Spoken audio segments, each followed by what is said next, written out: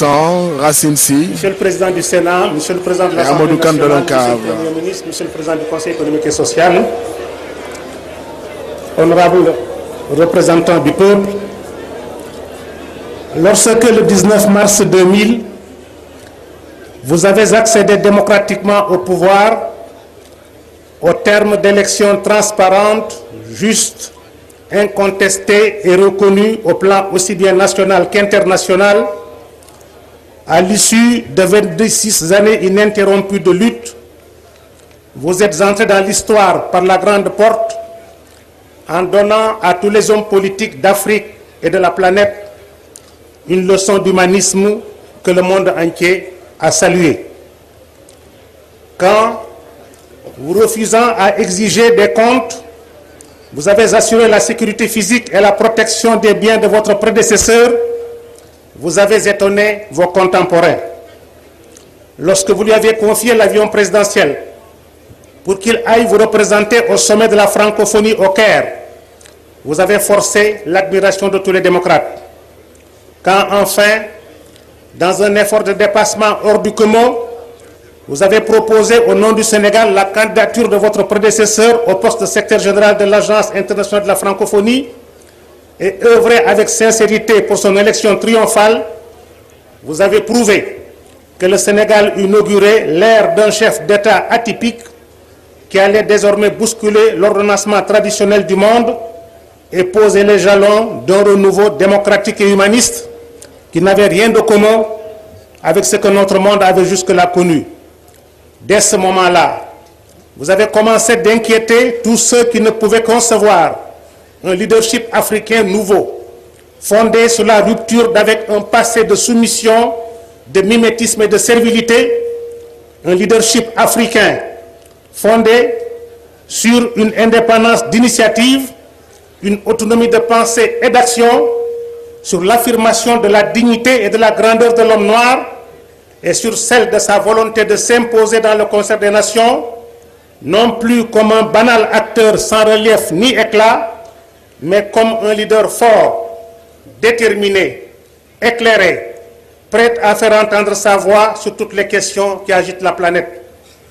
On a dit que l'Afrique avait moins besoin d'hommes forts que d'institutions fortes. Je ne partage absolument pas du tout cette assertion, malgré la sympathie, l'estime et l'admiration que je porte à son auteur. C'est en effet oublier qu'aucun des deux termes de ce binôme ne peut aller sans l'autre, car chaque fois que des institutions fortes ont survécu au temps et aux soubresauts de l'histoire, c'est parce qu'elles ont été dès l'origine servies par des hommes forts. Que serait en effet devenue la Révolution française sans tous ces hommes forts qui ont nom Montesquieu, Voltaire, Rousseau, Diderot, d'Alembert, Mirabeau, Barnave, Camille Desmoulins, sans Robert Pierre, sans Saint-Just, sans Marat et sans Danton? C'est leur engagement, leur courage et leur perspicacité qui ont permis au directoire, au consulat et à l'Empire de mettre en place les fondements de ce que seront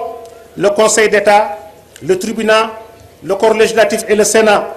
et les immenses chantiers de restructuration touchant le découpage administratif, une réforme judiciaire, un code civil, un code de commerce, un code d'instruction criminelle, un code des délits et des peines, un code de procédure civile, sans parler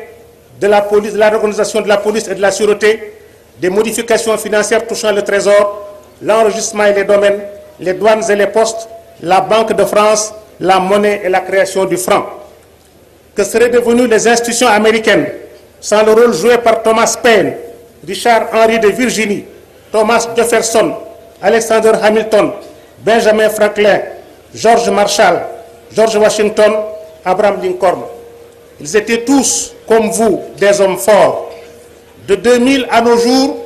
vous avez proposé une série d'actes dont chacun porte l'originalité de votre génie, de votre style personnel, de votre courage politique,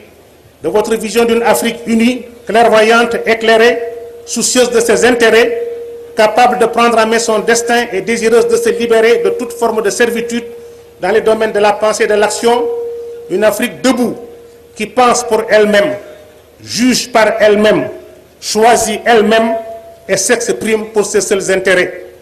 Lorsque la question de l'immigration a été agitée en Europe, par des chefs d'État puissants. Vous avez été le seul leader du continent qui a osé dire que l'Afrique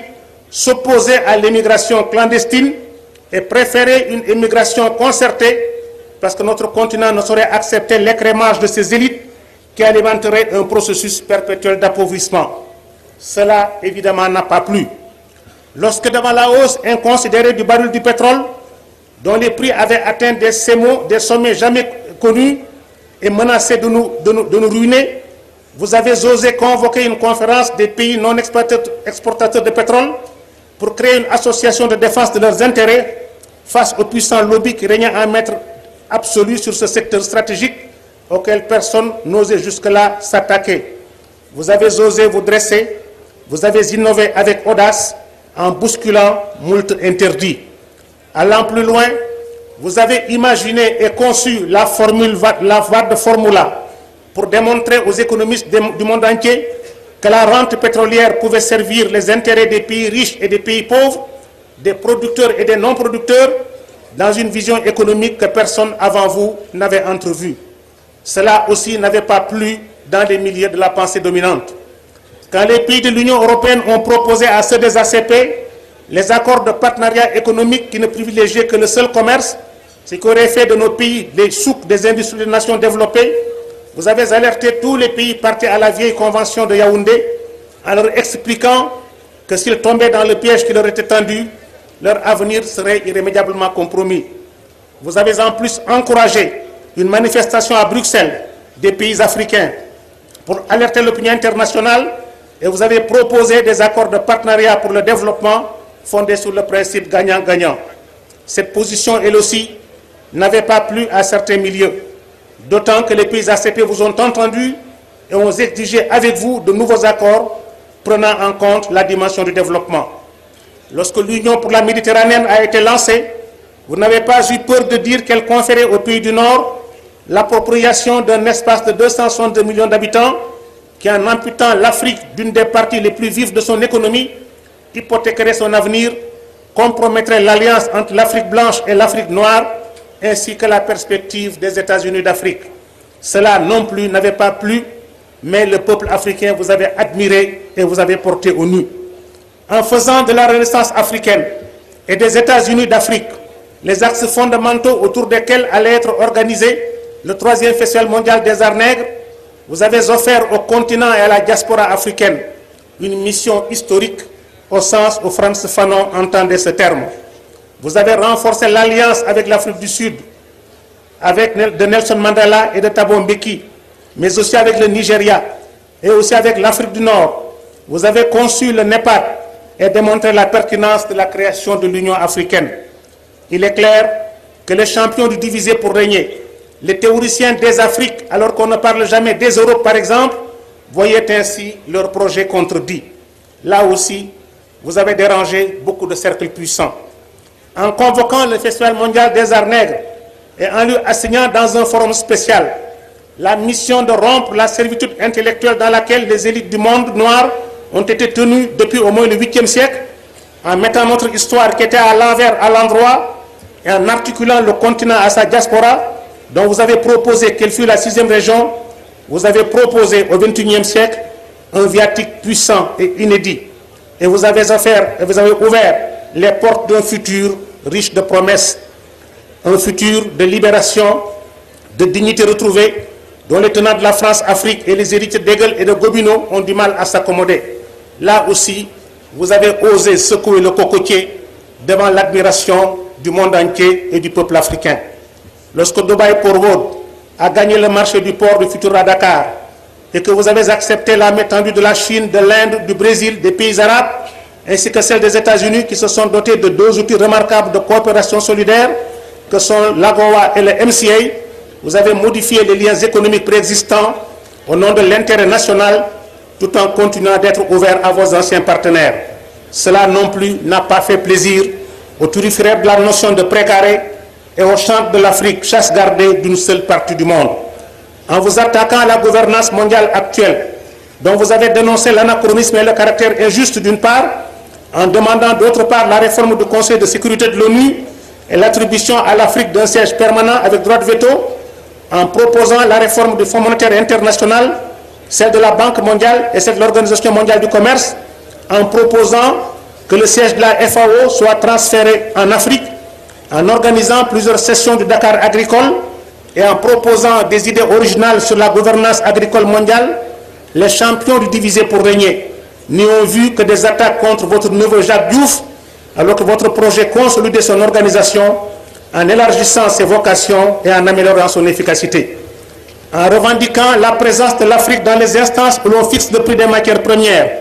et dans celles où l'on détermine ceux des produits manufacturés, en vous battant pour l'accès des pays africains au marché des pays du Nord et pour une réforme financière mondiale et un meilleur contrôle des spéculations boursières, vous apparaissez comme un leader téméraire dont les idées menacent la suprématie des forces occultes qui dominent l'économie mondiale. En initiant des médiations réussies dans des chantiers complexes et difficiles jusque-là réservés aux grands, et en prouvant que l'Afrique est capable de résoudre seule ses problèmes, vous redonnez confiance aux populations de votre continent et vous entrez sans préavis dans une cour jusque-là réservée aux seuls grands. En intervenant dans le Financial Times, dans le Herald Tribune, dans le journal Le Monde, à travers des articles d'une haute facture scientifique et d'une vision, en y développant une vision originale d'un monde plus juste et plus équitable, vous devenez une référence incontournable et un précurseur qui indique la voie aux autres, et vous démontrez à tous que l'Afrique est capable de conduire seule sa destinée. En vous rendant à Benghazi, avant tous les autres chefs d'État, vous avez donné un bel exemple de panafricanisme militant et de solidarité islamique. En prenant l'initiative de lancer en votre qualité de chef d'État du Sénégal d'abord, de présent exercice de l'OCI